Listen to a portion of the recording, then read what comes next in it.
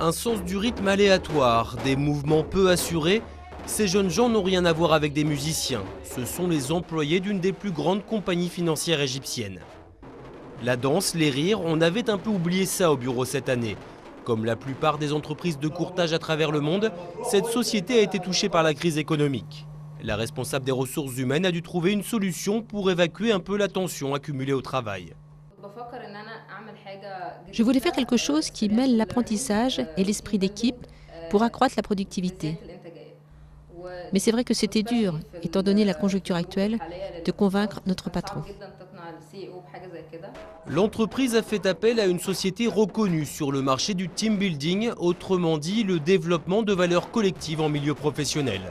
Pepsi, Nestlé, Coca-Cola ont fait appel au service de Julian Odell. Son secret, c'est les percussions.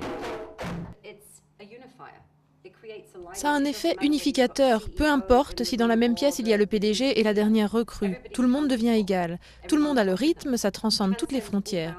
Peu importe l'âge, le rang ou le privilège, ils s'assoient et ils deviennent membres d'une même tribu. Selon elle, les bienfaits des percussions ont été prouvés scientifiquement. D'un côté, elles libèrent les endorphines et de l'autre, le joueur est obligé de se concentrer sur son rythme, oubliant alors le monde extérieur, le travail et ses soucis. Travailler dans les banques d'investissement est particulièrement stressant. Je pense que parfois cela met de la tension dans les relations avec les gens, avec mon patron par exemple. Se réunir dans une salle pour s'amuser, plaisanter, c'est vraiment quelque chose qui améliore les relations entre collègues.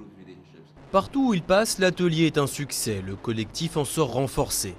Seul bémol, à la fin de l'atelier de tambour, le retour à la réalité de la finance doit parfois être bien difficile.